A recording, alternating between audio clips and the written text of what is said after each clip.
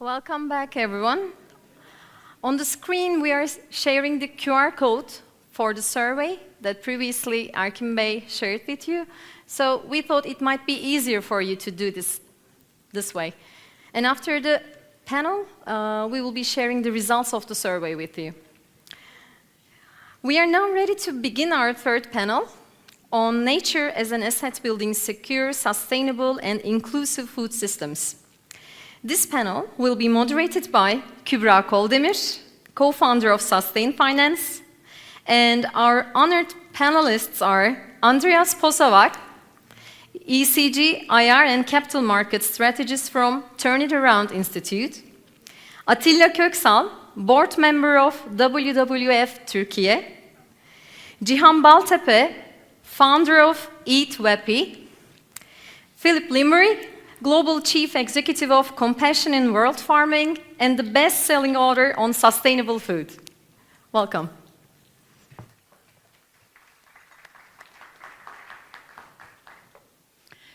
So, all right. So I'm starting off addressing Philip. First of all, I want to mention everyone that Philip and I, we had co-authored an article which was published in the Financial Times last year. It was about the lack of transparency in the food sector, especially in their supply chains. I was really honored to write this article with him because he's a wealth of knowledge on food systems. Therefore, I prefer giving really the word to him almost right away. So, Philip, according to UN data, in 2021, nearly 1/3 of the world's population, which is about 2.3 billion people, face significant problems getting enough food.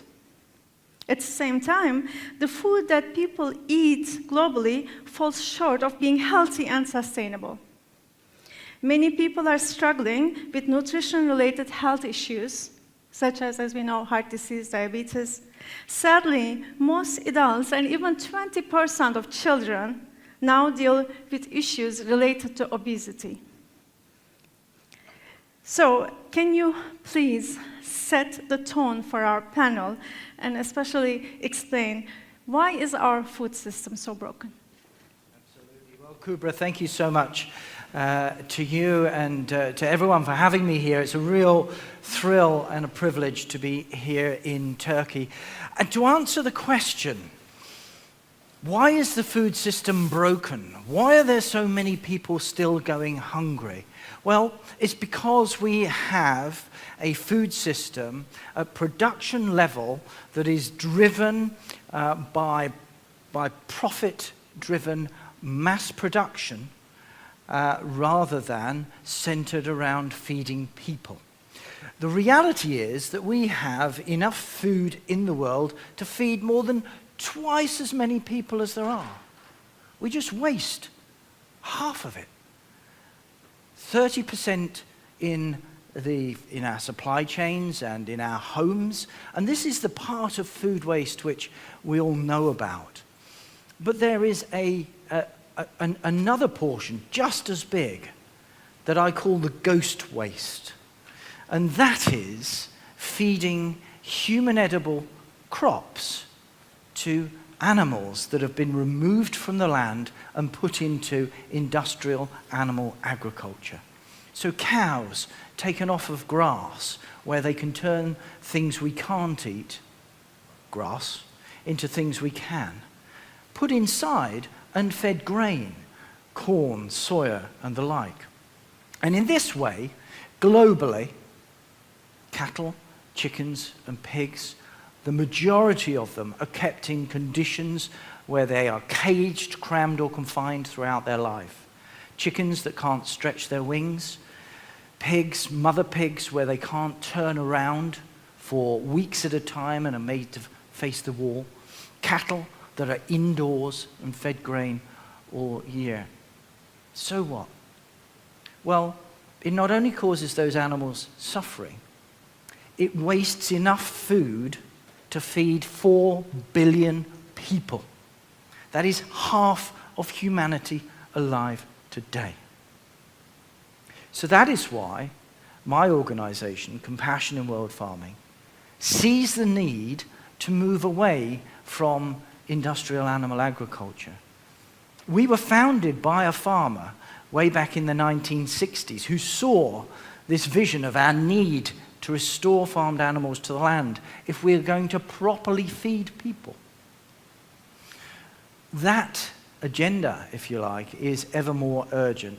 And it's interesting, listening to the conversation this morning, it was a fascinating conversation, but two takeaways.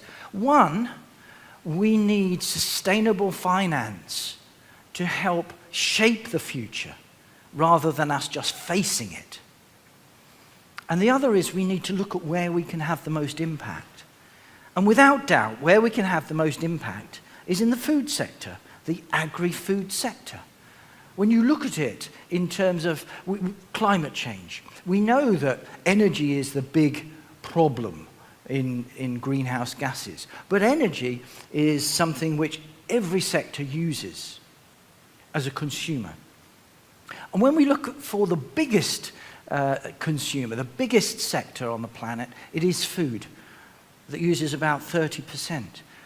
If you want to narrow it down further where we can make a big impact, it's the livestock industry.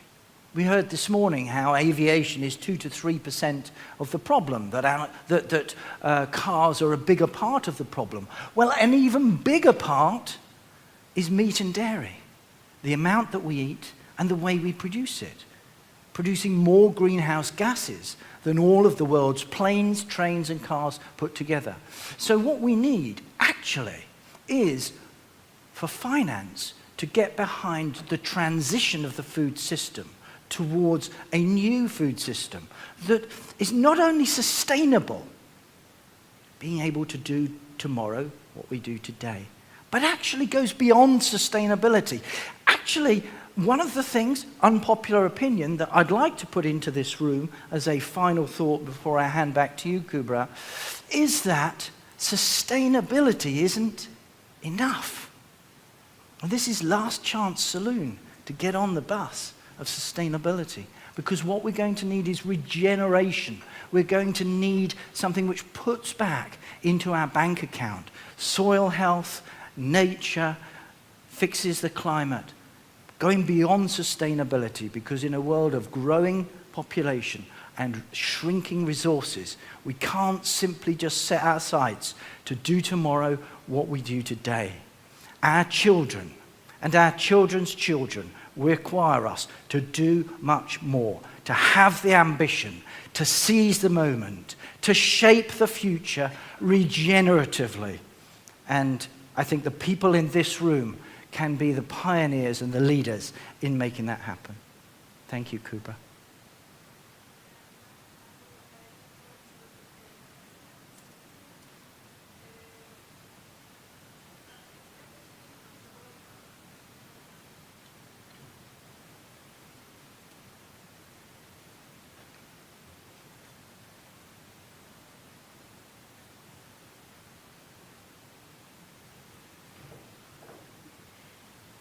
Attila Bey.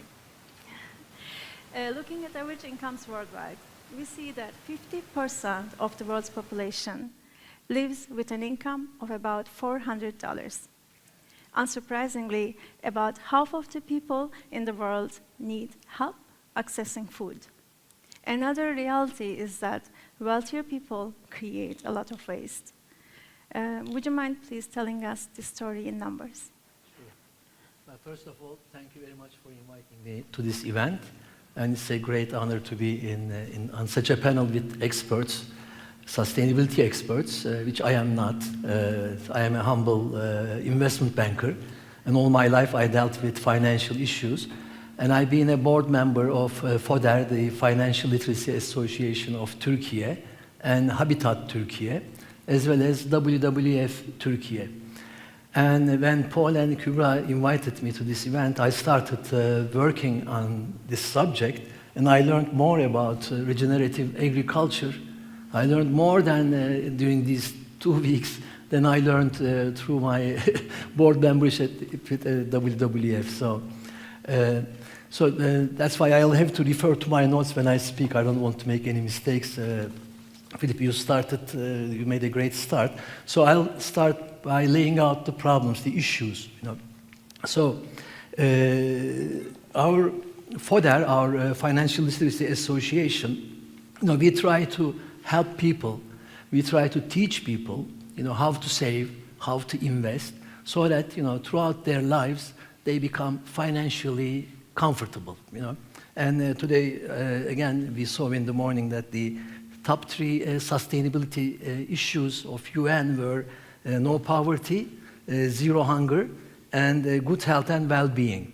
So financial well-being is also part of this. So all these 3 items are under our financial literacy umbrella.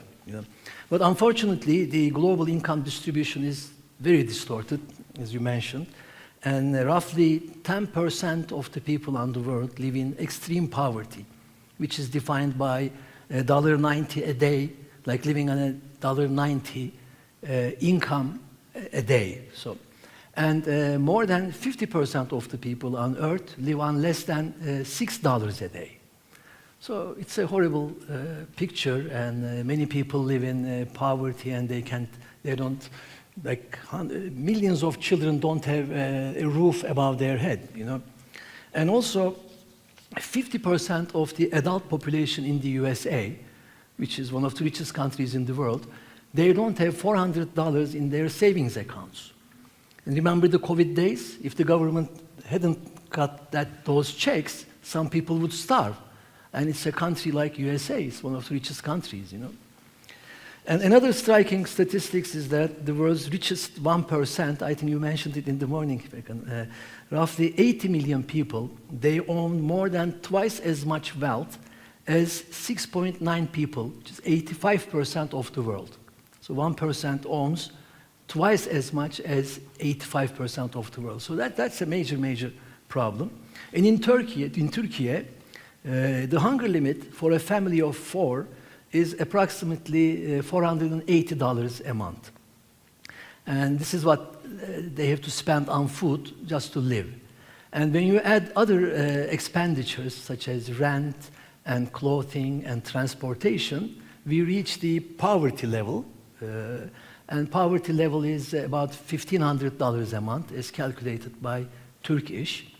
And when you look at these numbers, TÜYİD, the Statistics Institute of Turkey, estimates that roughly 60% of the Turkish people are below poverty level. So these are horrible numbers. And on one hand, we have all this poverty in the world, and then on the other hand, we do a lot of waste. As Philip mentioned, there is so much waste. And I asked my friends, my colleagues at WWF Turkey, I said, give me a list, and they provided this list called Food Crisis in Numbers. So I'll just read them. 690 people go hungry every day. Nearly 2 billion people are overweight or obese. And poor diets are the leading cause of diabetes and cardiovascular diseases. As you mentioned, around 1/3 of all food produced is wasted. We waste perfectly edible food just like that. And we are also generating huge amounts of food waste at the point of consumptions, either in the shops, in the restaurants. Even today, upstairs, we probably wasted a good, portion of our meals. And most uneaten food ends up in landfills, where it rots and releases greenhouse gas emissions. The food industry is responsible for around 25% of greenhouse gas emissions. Agriculture has caused 73% of all deforestation and land conversion, 73%. And 35% of all global fish stocks have been overfished to unsustainable levels. Mediterranean Sea is the most overfished place in the world. So, these are the problems we are facing. And in the second part, if we get some time, maybe I'll talk about what we do as WWF Turkey and as FODER and Habitat Turkey to overcome these issues. He has mentioned, again, some actually depressing data, to be honest. And just as we are talking about a bit challenges first, before we try to come to solutions, I would like to give the word to Andreas, because Andreas has a lot of experience in the financial markets, and he can maybe give his point of view. So Andreas, financial markets and private companies can influence the food systems also. They can actually take steps to prevent problems like food insecurity and hunger. We do know that there is enough food in the world. We also do know there is enough financial resources. So where do financial systems exactly fail to ensure that funding flows into the right places, especially in this case, into sustainable food systems? Thank you, and hopefully my statistics are not as negative, but I'm not sure the financial system is actually failing. When we talk about nutrition and health, etc., I did do a little research right before today's event as well, and some numbers have been mentioned. But investors, the capital markets community, and my focus is usually, from a financial perspective, working with investor relations boards and executives, right, that are listed. And institutional investors are actually very aware about the problem and see health and nutrition as actually the biggest lever for them themselves. It's a huge megatrend. So if they have their own investment portfolios, and in essence, when you then translate this down again, it's a risk or it's an opportunity for them in their portfolio, right? We heard some of these numbers earlier today, and I also I did find them. The World Bank estimates 2 to 3% of GDP risk on global GDP in emerging markets and countries, even more, just because of lower worker engagement in health. OECD, 3.3% lower GDP. They see it until 2050. If we don't solve the health issue, on average, 3.3% decline because of health and obesity issues. In the US, $570 billion per year because of lower worker engagement, because they're sick, they're obese, which means $4,000 of cost to the economy per person in the US.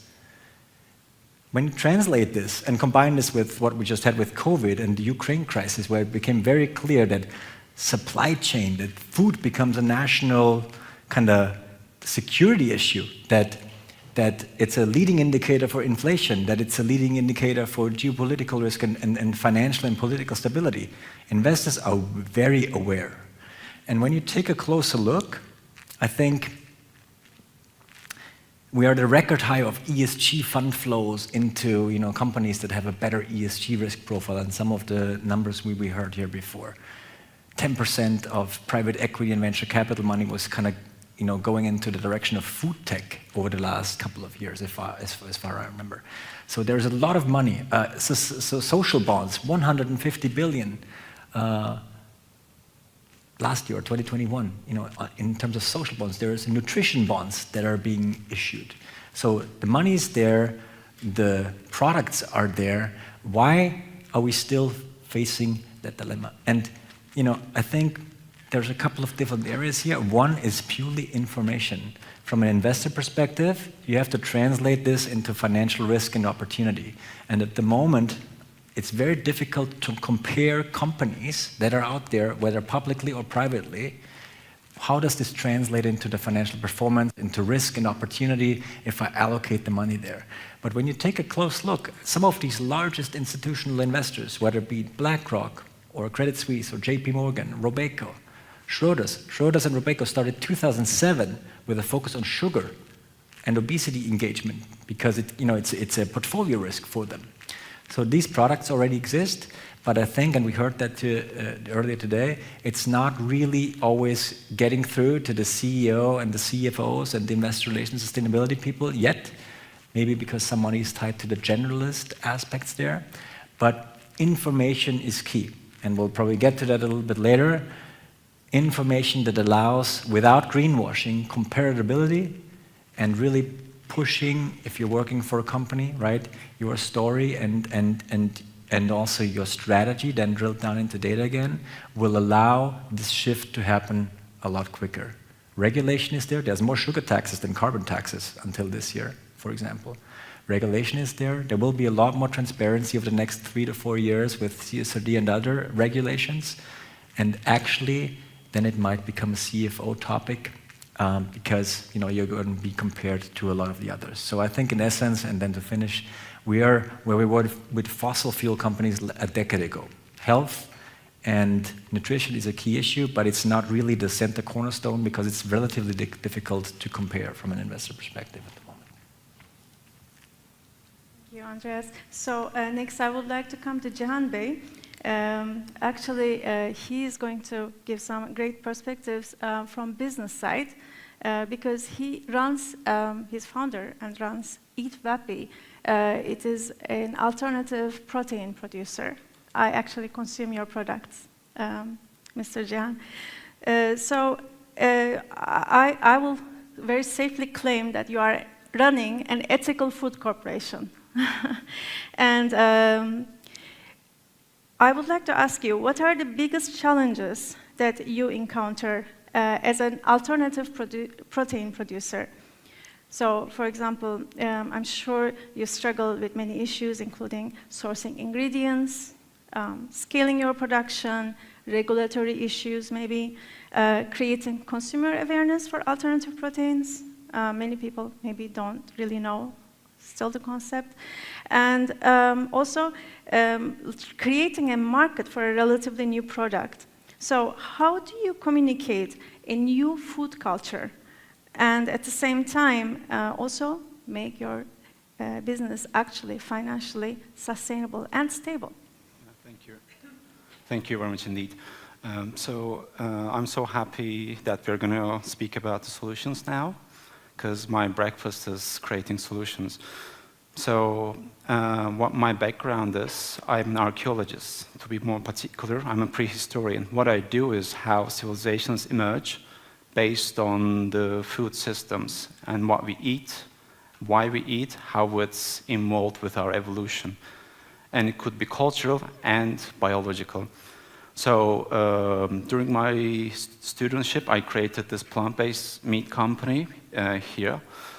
And my main goal was that, as Philip mentioned, I was quite unhappy with the current practices, and I found them not only inefficient, but I couldn't handle it.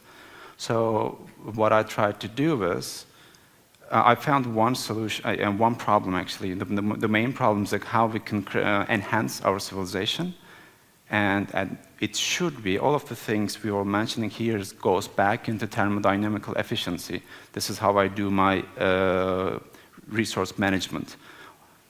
So what we do is, we take the energy from the sun, but to be more precise, negative entropy, but to go with the energy for now. Plants take that energy and make their bodies, and animals eat those plants, and we eat the animals. This is the old way of gathering plants, getting protein. What we do is we get rid of the middleman, in this case animals, and therefore we get rid of this thermodynamical waste for the animal to heat this 30-something degrees to maintain their body level. So once I recognized this is a thermodynamically, like physically, better investment, I was into this business.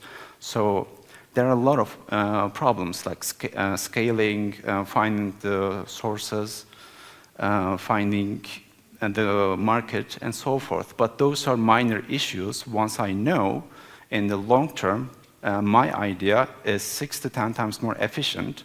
The only problem was than the current system, the current way of creating animal meat. So what we did was, in the first, it's been 7 years by the way, we were quite lucky to create a plant-based meat market, to contribute in the, creating plant-based meat and cheese market in this country. So it was a long journey and experience. So there were a lot of problems, like find the sources. And when we couldn't find the sources, we had to create them. When we couldn't find the food engineer can create a product that we need, it's in our minds, we have to be that food engineer. We have to read all of these academic papers. We have to experiment. And for those experiences, we got into a point that now, in the beginning, we were more expensive than animal meat, even though the physics were on our side, because the animal meat sector has way more scale and is way older sector. But now, with this year, now we are approximately the same price. It's been 7 years. What I can see what I can foresee is we're going to be way more efficient because it's inevitable. And now we created another brand with cheese. But the problem is in this market, you can't create something that looks like cheese, feels like cheese with the regulation issues. Looks like cheese, tastes like cheese. But what we did was we found some ways to get away with it. So all of these like regulatory problems, sourcing problems can turn into actual profit. So we created the cheese company, meat company, and now sports nutrition company. All of them, like, I don't usually use the word ethics normally or ethical, but better than the current system. And also, I don't really call alternative proteins, because actually, when we look at from the existence of life in this planet, plants were before animals. So actually, animal meat is an alternative protein to plants in the bigger scale of things. So this is how I do and try to create solutions. And I hope this will give us more hope for the future. Thank you. Thank you.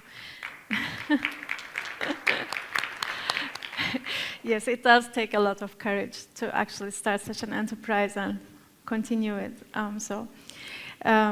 Philip, I'm coming back to you. Philip, beside running CIWF, being the CEO for many years, he is actually also a bestseller author. So you recently published your third big book on this, I mean, many articles, but in my information, your third big book in this field. It's called 60 Harvests Left. Can you tell us a bit more about the title? I simply assume, I haven't read it yet, but I simply assume you say we have 60 more years to fix the problems. So on the bright side, I think you also provide some great solutions there. Can you please tell, maybe in a more optimistic way, the solutions this time? For sure, for sure. And hats off to the solutions here. Fantastic innovation. And it really speaks to me because Compassion in World Farming was founded by a farmer, a dairy farmer, 60 years ago, who became disillusioned with the direction of farming. And he began, once he'd left farming, he began as a plant-based innovator. So it's wonderful to see the work that you're doing, so in this field. But 60 Harvests Left, that's the title of my latest book. And the title is taken from a warning given by the United Nations that if we continue farming the way that we are with industrialized agriculture, which uses chemical pesticides, lots of artificial fertilizers, takes animals off of the land so that they're no longer part of fertilization, essentially killing the countryside. If we carry on like that, we have just 60 years left before the soil is gone. No soil, no food. That is game over. So that is why I said earlier that sustainability is not enough. It's last chance saloon to hop on the bus of sustainability, because coming down the track is a faster, more urgent train called regeneration. Because what we need to do is to start putting back. As it is, industrial agriculture is the biggest cause of animal cruelty on the planet. It's the biggest driver of wildlife declines. It's an integral part of climate change, and it's undermining the thing we need for our food. So the subtitle of my book, which is actually more important, is called How to Reach a Nature-Friendly Future. And the answer to that is with 3 R's. The first R is regeneration. Bringing farmed animals back to the land, out of the factory farms, as part of mixed rotational systems, where they can help fertility in the soil naturally. They can live their best lives, and the soil can be replenished, regenerated. It's not good enough to take soil that's depleted and just sustain that low level. Any investor is not going to want to take a poorly performing portfolio and just maintain the level. That is not what any of you would want to do. And that is where we are as a humanity with our resource. So regeneration is important. The second R is rethinking protein. Reducing the amount of meat and dairy that we eat, because, putting it frankly, if we carry on eating meat and dairy as it looks like we're going to continue as a world population, our food alone will trigger catastrophic climate change. Sustainability is not enough. We cannot go on like that. We need to regenerate, we need to rethink protein, we need to reduce our consumption globally of meat and dairy from animals by about 50% by 2050, if we as humanity are going to climb out of the 21st century. It's that serious. The third R is rewilding. Now, rewilding is wonderful in my view in terms of self-willed landscapes where wildlife can come flooding back. The biggest opportunity in rewilding is rewilding the soil. And here, I like to advocate for bringing back the elephant. Bring back the elephant globally, into Europe, into the UK, into the USA. Here, I should say, I'm not actually talking about literally big animals with long trunks and floppy ears. What I'm talking about is bringing back the elephant's weight of biodiversity that should be under every soccer pitched sized patch of healthy soil. Because every football pitched patch of healthy soil agriculturally, many of them now have no worms, they're lifeless. Every patch there should have 4 million worms, 13,000 species of life. And if you were to decant that life, it would weigh 5 tons. That's more life underground than above. And this is the way to regenerate. Coming back to that, regenerate. So rewild the soil helps to regenerate the countryside. And if we rethink protein, we'll get everything back in balance. And this is the way to harness beautiful, life-affirming, compassionate solutions to create a better future for animals, people, the planet, for our children. Kubra, thank you. That's very true. We all always criticize oil and gas, transportation, many various sectors. Because maybe everybody is involved in the food sector in some way, because we all eat. Maybe some criticism still lacks in that area. And with that, I would like to again give word to Attila Bey. So he's, as mentioned, board member at WWF, but also you have chaired FODER in the past, and still very engaged. So, given your leadership at WWF Turkey, could you explain why WWF recommends regenerative agriculture versus the traditional agriculture? I think Philip already started, but maybe you can give more data there. And also, could you explain the impact of regenerative farming on the soil? And also how it increases farmers' economic resilience. What could governments do? And also your experiences at FODER, I believe, can also relate back to the subject in terms of behavior. Sure. Because food is very much, and finance is related to our behavior. So if you could also connect there, that would be beautiful insights for us. Sure, Kubra, thank you. So obviously, regenerative agriculture is a great means to improve our food system, because as mentioned, it improves the soil health and biodiversity and food sustainability, and also improves the well-being of farmers. So I'll just, in a minute, I'll talk about a project that we work on as FODER, the financial literacy project for farmers. But I have a list of projects that we do in WWF Turkey regarding the agriculture, and we conduct them under the umbrella title of the Future is in Agriculture. Just to name a few projects, the Healthy Soil Movement project aims to improve soil health, increase the crop yields, and reduce the need for synthetic fertilizers and pesticides. This is a project that's run across Turkey, and you can find all these projects in our website, WWF Turkey website. The second one is rainwater harvesting. It's also it's a project in Aydın. Aydın is a city in the Aegean region, and it aims to capture the rainwater and use it in farming more effectively. We have another project in the Aegean region, Good Cotton. It's called Good Cotton, İyi Pamuk projesi, and it aims to use less water and chemicals in the cotton production. Sustainable Tomato, sürdürülebilir domates project is in Bursa, and it aims to develop the tomato farming to make it more sustainable and more cost efficient. And for beer lovers, we also have a project. It's called Smart Barley and Hop, and this project is conducted in Konya, Kayseri, Ankara, Adıyaman, and Bilecik. Again, the aim is to utilize smart farming practices in this area. So as WWF Turkey, we are working with our stakeholders, members, and the government, and farming associations, and also private sector who become sponsors to our projects.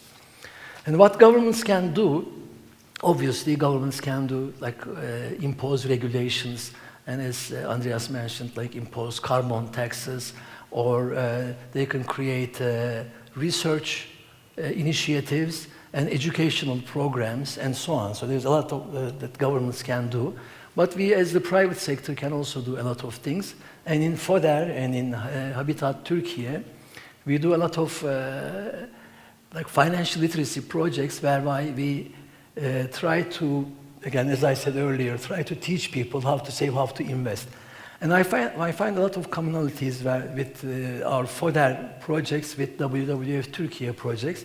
In one, we try to just increase the number of financially literate people.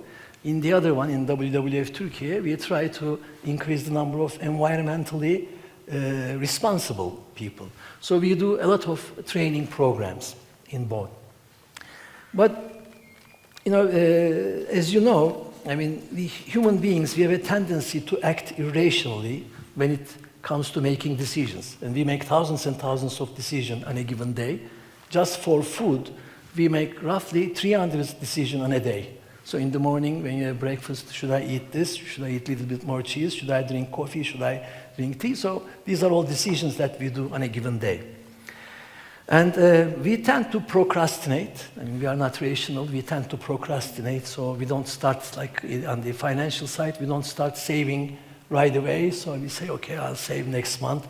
Or we decide to start exercising because we feel like we are putting on some weight. But we say, okay, I'll just start exercising when after Ramadan or whatever. Or decide to quit smoking, but just we postpone it, right? Or we take shortcuts, you know, I mean, we don't really think about, before making a decision, we don't think enough. Like in the stock market, for example, you want to make an investment and somebody tells you something, you just get this stock tip and you immediately act on it, and most of the time you lose. And we also get influenced by other people's actions. Like our friends, they buy this iPhone 15 and you feel like you have to buy this iPhone 15. So my point is, you know, we've been trying to teach people. I mean, we are giving all these lectures and training programs to all levels of life. I'm starting from primary school children to all the way to retirees. And people attend our training programs. They love them. You know, they say they get very impressed. They say, okay, I have to start saving. I have to start, you know, spending less. I should use my credit card more diligently.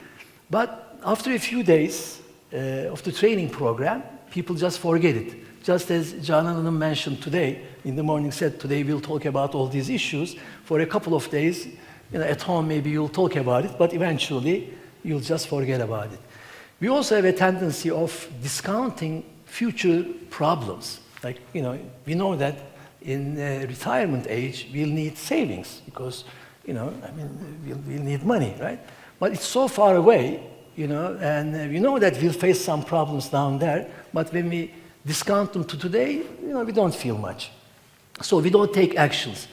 And so that's why for the last 3-4 years at FODER, we decided to use behavioral interventions to, along with our training programs, so that the so-called nudges, basically, you know, just to nudge people, you know, to make them aware that besides the training programs, we just send them maybe like an SMS message saying that, look, you know, you are maybe your electricity bill is 800 lira compared to your neighbor's average of maybe 500 lira. So that's a very simple nudge, right?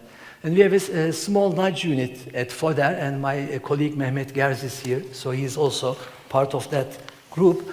So we use these small nudges and just touch people, you know, and also use social influence methods, you know, social proof methods.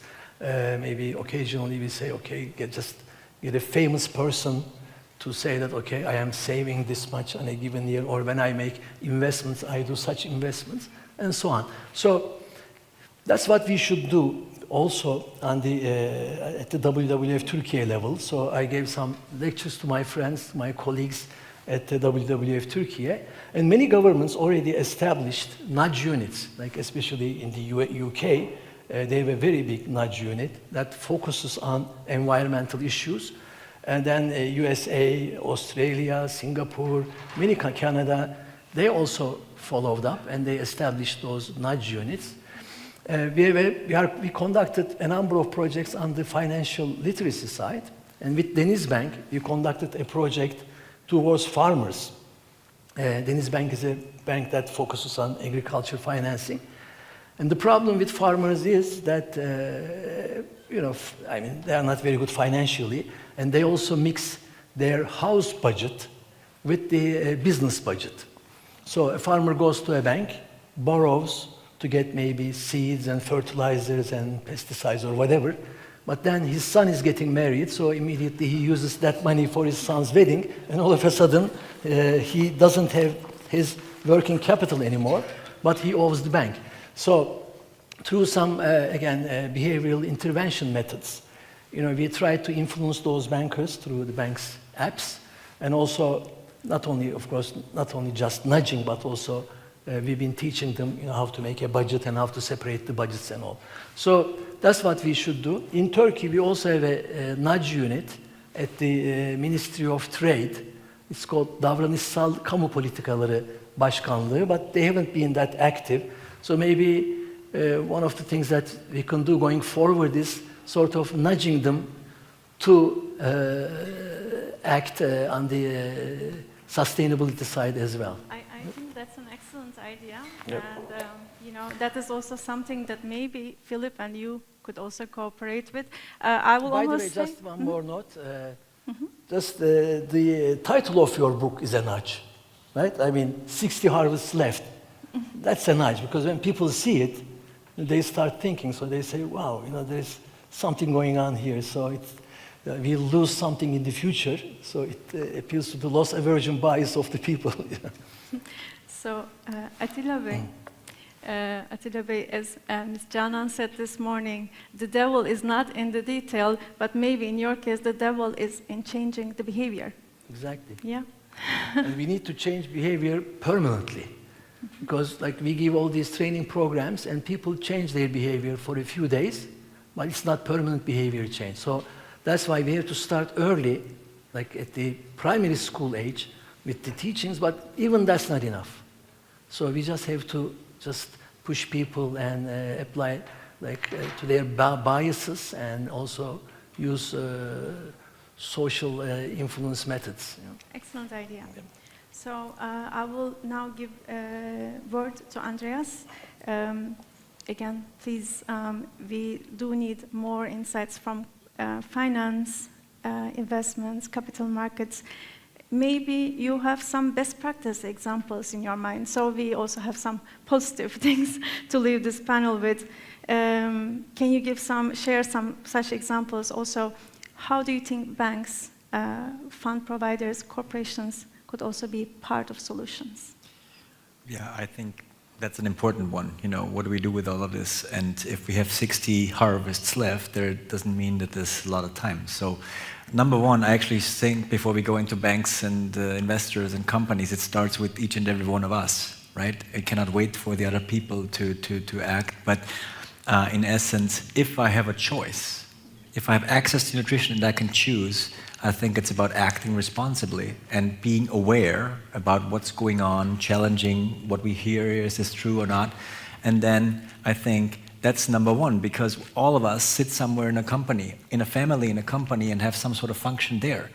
And, you know, if what we hear is accurate, you know, then probably a board member really being conscious about the situation, or an executive, or an investor relations person, a sustainability person, or a regular worker will take different decisions over time.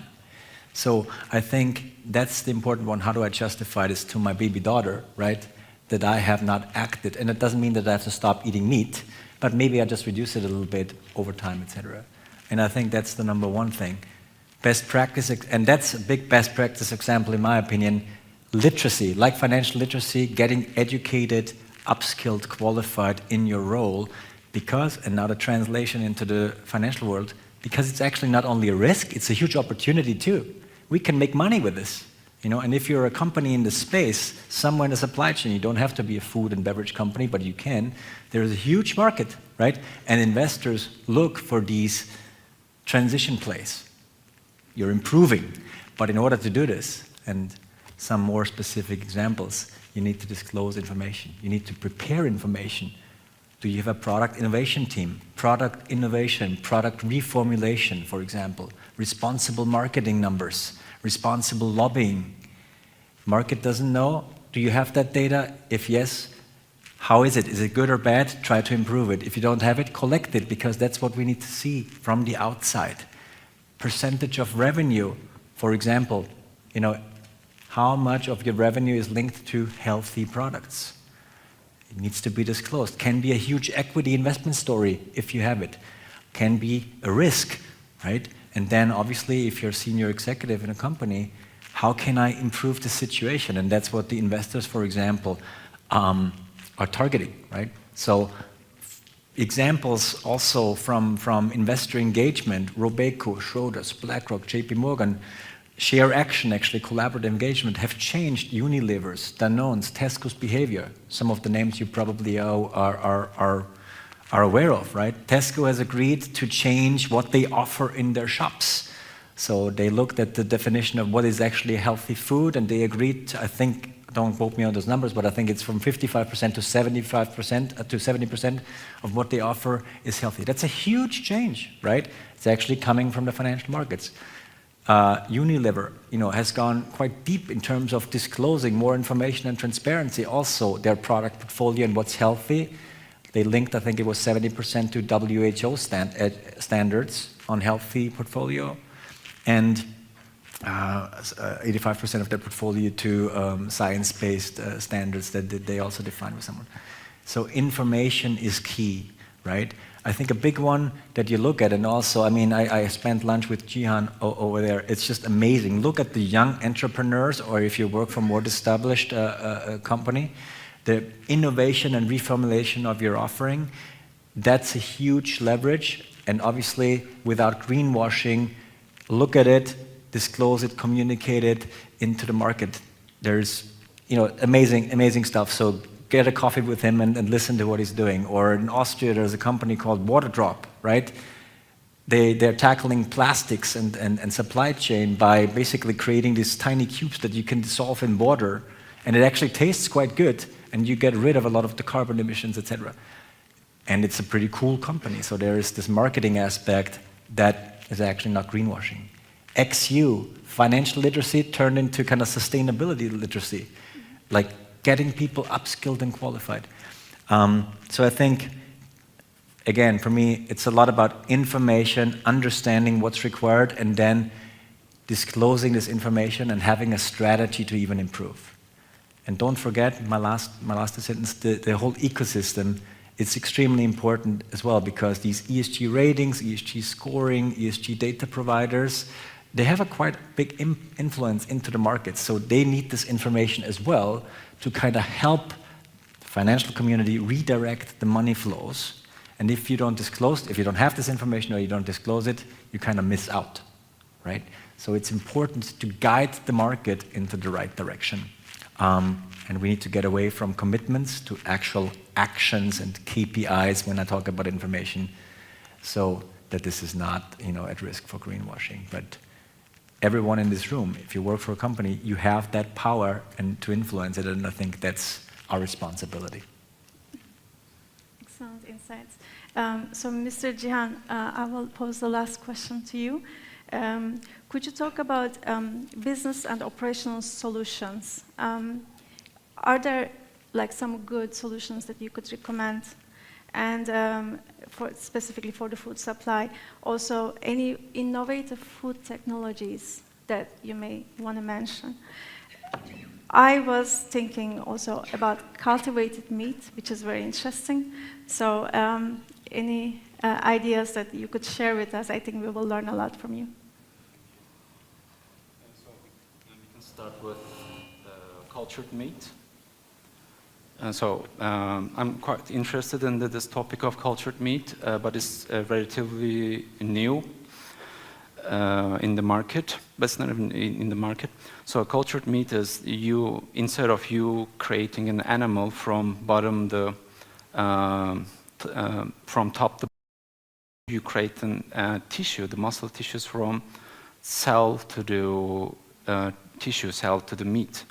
So how it happens, instead of you kill an animal and try to feed the animal, kill the animal and gather the muscle tissues that we want to eat as a meat, you can actually take the seed, take the cell, feed the cell, and create animal meat, actual animal meat.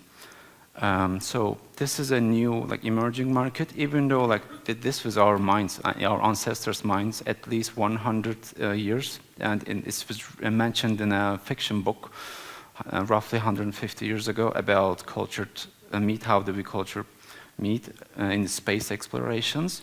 People have been thinking about these topics for at least 150 years, but now it can come into reality. For an investment point of view, I think it's an early stage.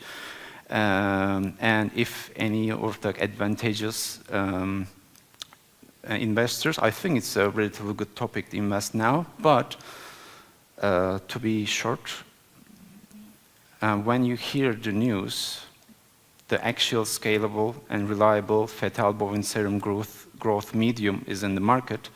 What growth medium is what you feed the cells, and you know it's time to invest. Now it's in early stages. So this is the topic on cultured meat. It can transform the animal meat sector and protein sector, but it's in relatively early stages. So there are a lot of innovations actually happened roughly 50 years ago that was cold and frozen logistics. We often don't look at this, how big innovation was that.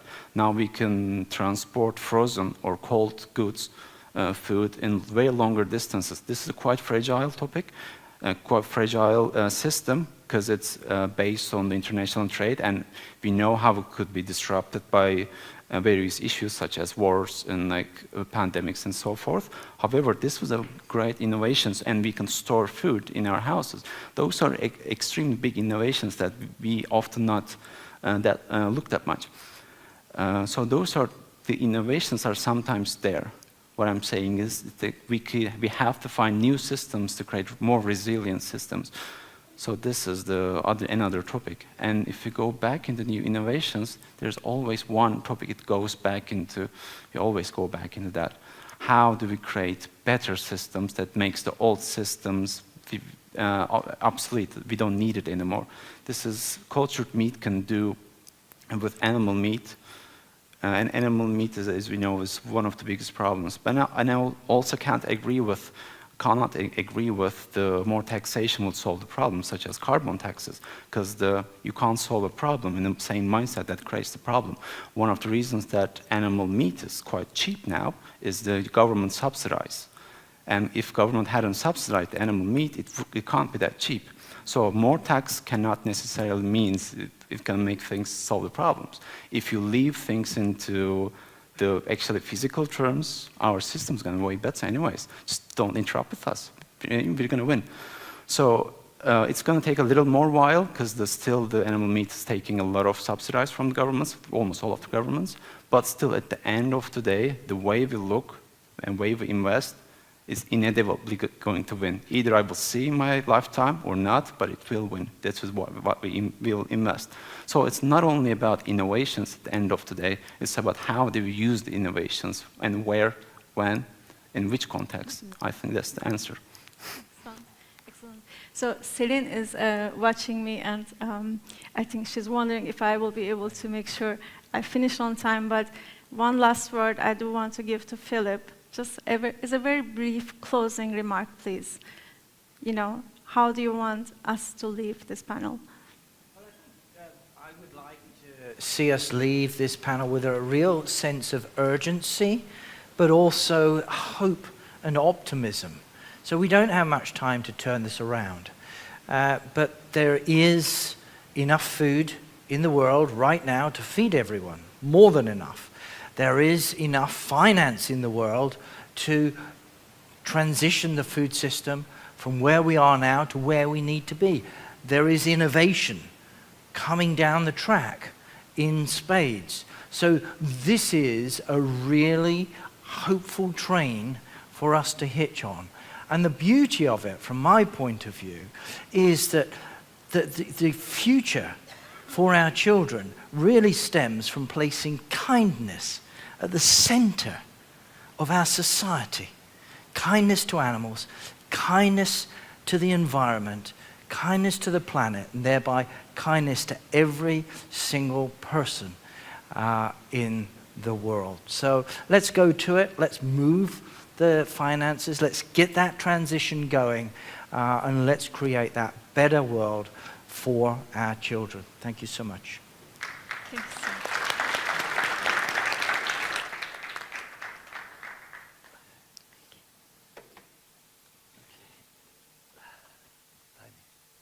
Thank you.